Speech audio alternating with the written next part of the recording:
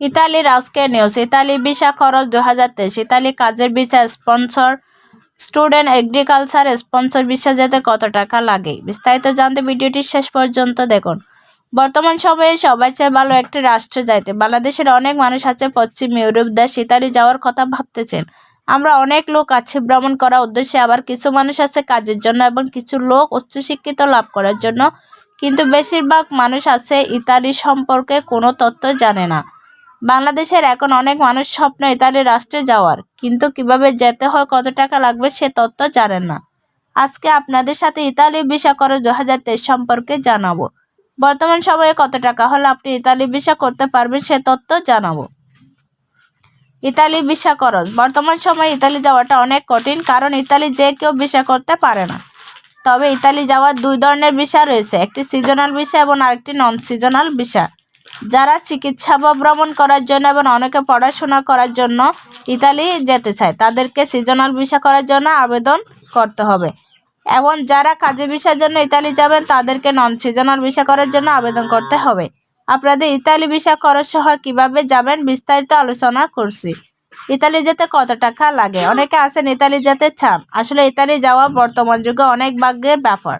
সবাই এখন Italy visa করতে পারে না। যাদের আত্মীয় স্বজন ইতালিতে থাকে তারা একমাত্র ভিসা দিতে পারে।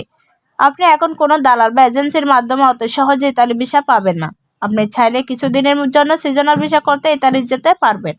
আপনি যদি স্টুডেন্ট বা ভ্রমণ করার অথবা চিকিৎসা করার জন্য ইতালি যেতে চান, তাহলে আপনার সব খরচ দিয়ে 4 লক্ষ থেকে 5 লক্ষ টাকা লাগবে। এবং নন সিজনাল ভিসা কাজের ভিসা যেতে চাইলে আপনাকে সর্বমোট 11 লক্ষ থেকে 12 লক্ষ টাকা লাগবে।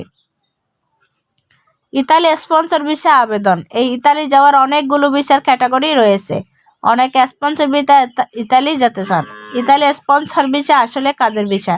এই ভিসার মেয়াদ থাকে 1 বছর। পরে ভিসা মেয়াদ শেষ হয়ে গেলে আপনাকে 3 বছরের জন্য নবায়ন করার সুযোগ দিবে সরকার। প্রতি বছরে প্রবাসী নিয়োগ থেকে স্পন্সর ভিসা নিয়োগ দিয়ে থাকে। আপনি চাইলে অনলাইনের মাধ্যমে ইতালি স্পন্সর ভিসার জন্য আবেদন করতে পারবেন। প্রথমে আপনাকে গুগলে ঢুকে স্পন্সর ভিসা আবেদন লিখে সার্চ করলে অফিসিয়াল ইতালি ওয়েবসাইটে ঢুকে আবেদন করতে পারবেন। ইতালি কৃষি ভিসা আবেদনের ফরম।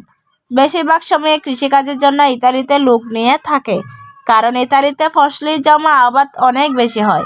তাই এই কৃষিকাজ করার জন্য অনেকে ইতালি যেতে চাইতেছেন না। প্রথমে আপনাকে অনলাইনে কৃষি ভিসার জন্য আবেদন করতে হবে।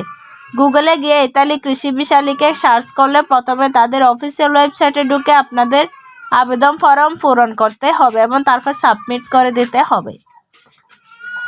ইতালি স্পন্সর ভিসা আবেদনের সময় অনেক মানুষ আছে তারা ইতালি স্পন্সর ভিসার জন্য আবেদন করতে চান, কিন্তু কোনো সময় আবেদন করতে হবে সেই তথ্য জানে না।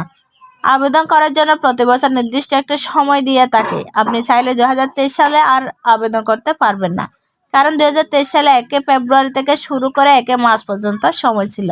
ইতিমধ্যে এই বছর ইতালি স্পন্সর ভিসা আবেদনের সময় শেষ হয়েছে। আপনাকে পরের বছর আবেদনের জন্য অপেক্ষা করতে হবে। Italy agriculture visa. আর ইতালিতে প্রতি বছর এগ্রিকালচার কাজের জন্য বিভিন্ন দেশে ভিসা অফার দিয়ে থাকে।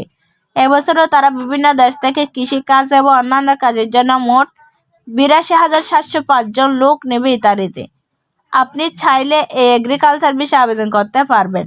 শুধুমাত্র 44,000 ভিসা কৃষিকাজের জন্য নেবে।